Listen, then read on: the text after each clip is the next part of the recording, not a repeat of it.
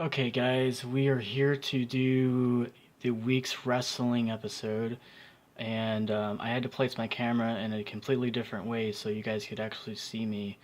So hopefully this is gonna work.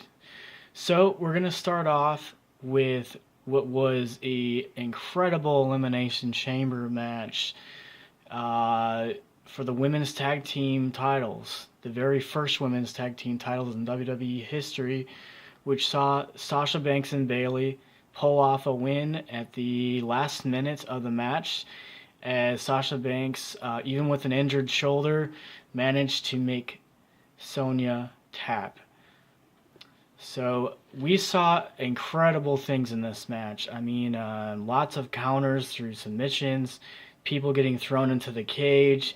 Nia Jax went flying through the pod and was knocked out unconscious at the tail end of the match, in which we saw the three remaining tag teams double team Tamina to pin her. 1, 2, 3. Tamina and Nia Jax were out. The Iconics did a fairly decent job in this match.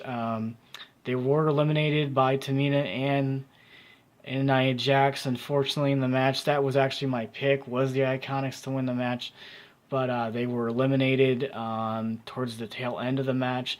Overall, that match, I would say, is history-making in its own way, because every single woman in that match put their all into that competition. Yeah, we saw a lot of great things in that match. I was very impressed. I've watched it twice now, and I've noticed that there was a lot of things I've never seen women's wrestlers do in that match, and I was pretty impressed. So move on to what was the SmackDown Tag Team Championship match between The Miz, Shane McMahon, and the Usos. Again, a great solid match, lots of counters. I love the action as far as Shane McMahon really proved that he can wrestle now. I think all those training has really paid off over the last few months. Especially the diving elbow off the top of the turnbuckle and smashing through one of the Usos through a table. That was pretty cool. The Miz basically screwed up in this match. He was the one who got pinned and who cost them the tag team championships in the end. Overall, the match, I would say, was a solid 8. I really enjoyed it. I thought it was a great match for both tag teams. I really wonder what's going to happen with the storyline going forward into WrestleMania. We'll just have to kind of see on SmackDown tonight. The Cruiserweight match, Sazawa versus Buddy Murphy. I have to be honest, I wasn't really expecting a whole lot out of that match, but Sazawa actually put up a really good fight in the match. Unfortunately, Buddy Murphy retained, so he is going on to WrestleMania. I don't know here. Like, they need to have like maybe him versus 6 other people maybe in the main in that match at WrestleMania, because it's getting kind of old now. We need some more competition here. Other than that, let's go to what was a very enthusiastic win for Finn Balor in the Intercontinental Championship match, the 2-on-1 handicap match, which Lashley and his tag team partner, I always forget this guy's name, Leo Rush, there we go. Again, Leo Rush was really the one who caused Bobby Lashley to lose the championship to Finn Balor, because he was the one who got pinned. Lashley showed a very enthusiastic performance. The guy is a beast. He can still wrestle. He actually took over this match throughout the majority of the beginning of it. It's just a few mistakes, and then Leo Rush got tagged in, and then basically Leo Rush was the one who lost. Lashley actually attacked Leo Rush after the match, which I was kind of surprised about, but I don't know what they're going to do with that. But overall, good win for Finn Balor. So we'll move on from that to the men's Elimination Chamber match, which I thought was amazing. Everybody in that match put up such a great fight. I can't complain at all. I mean, AJ Styles did incredible things in that match. Um, but I want to give it out to my favorite superstar in the WWE, and that's Kofi Kingston. He proved to everybody in that match that he deserves a shot at the championship again. Um, he literally eliminated a lot of his competition, and he almost beat Daniel Bryan. He was about 5 seconds away from beating Daniel Bryan and being the new WWE champion. He's been in the company for almost 12 years, and he's never held the championship. I think what's going to happen tonight, from what I'm hearing, is that he's going to be given that opportunity at Fastlane. I say give it to him. He deserves it. Um, Daniel Bryan eventually is going to get his. That's what I'm going to say. Somebody eventually down the road is going to pin him, going to beat him, and he's going to cry like a little mama's boy. Oh, I'm not really a Daniel Bryan fan. But anyways.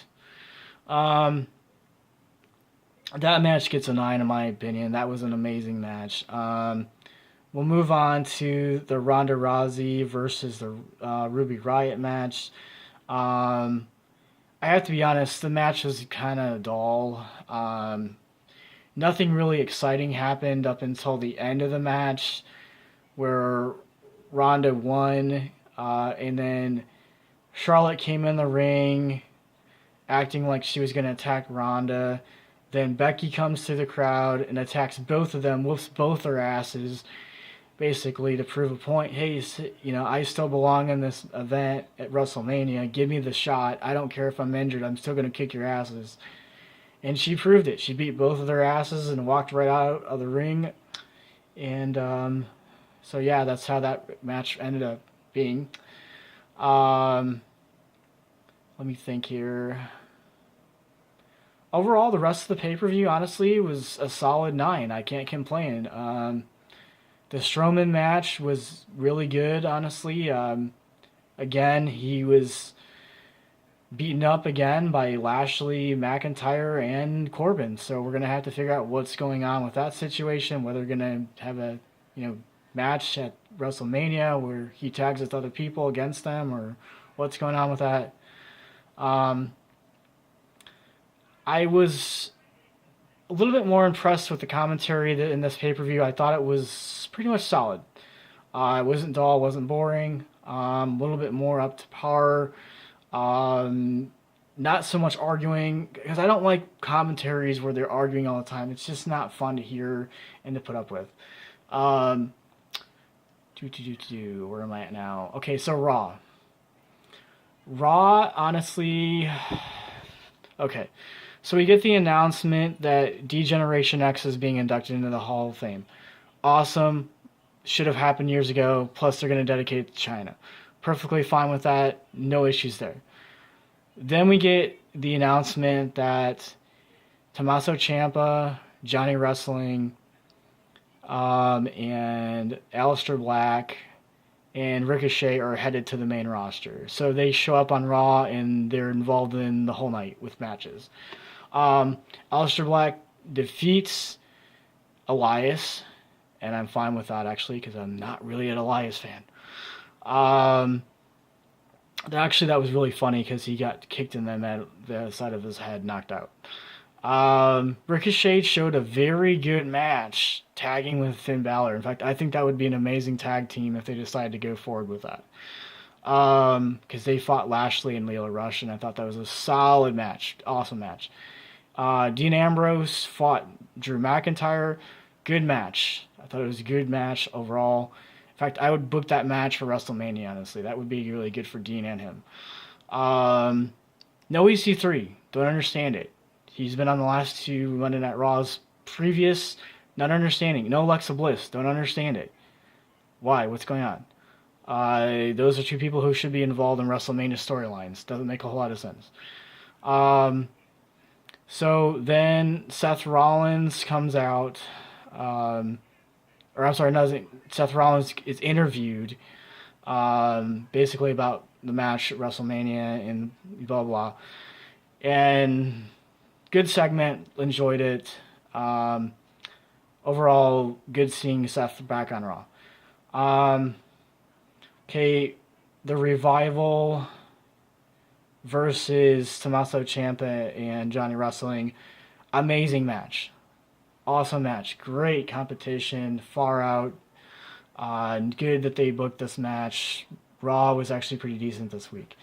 Bailey and Sasha come out, do their celebration speech with winning the championships. I liked it. Then you bring Tamina and Nia Jax out. I guess Fastlane where you might get a match between them. I don't know. Sounds like it. Hang on. No Kurt Angle, which is strange because he was on Raw last week. Trying to think of what happened. What other than that? Lots of really strange stuff. Lucha Brothers or Lucha House Party versus Hawkins and Ryder, which I thought was a pretty decent match overall. Other than that, Raw was probably an 8 out of 10. Some great matches, great segments. Just wish we would have gotten Alexa Bliss and EC3 and built a little bit more storyline with WrestleMania coming. Yeah, that's all I'm gonna say. Okay. So, okay. All the Elite Wrestling Double or Nothing is officially sold out. So it sounds like they have their matches booked, their storylines are planned out here. Should be a great pay-per-view in the next few months here. Other than that, honestly, we've just had great Impact put on a pretty decent show last week. I finally was able to watch the whole entire thing. Overall, I would say probably a 7. Lucha Underground, I finally watched that show. Probably 6.5. Again, they're losing a lot of their talent now, so it's hard. They're gonna have to really develop here. Ring of Honor, honestly, I thought was one of the better shows this upcoming week. Honestly, I would give it a 9. But that's the wrestling news for right now. I'll have a little bit more after SmackDown and NXT is aired, and then I'll be able to update that. And then we'll get into other wrestling news later on, because I believe that there is a New Japan event coming up as well. So I'll be in touch, guys, with more wrestling. This is just the review for Elimination Chamber, Monday Night Raw. And tonight on SmackDown, the segment between Shane McMahon and The Miz. And then it sounds like we're also going to get a little bit more information going forward as far as who Asuka might be facing, and a few other things that might be going on. And Kofi Kingston will officially be announced as the Fastlane opponent for Daniel Bryan. Okay, guys. Peace.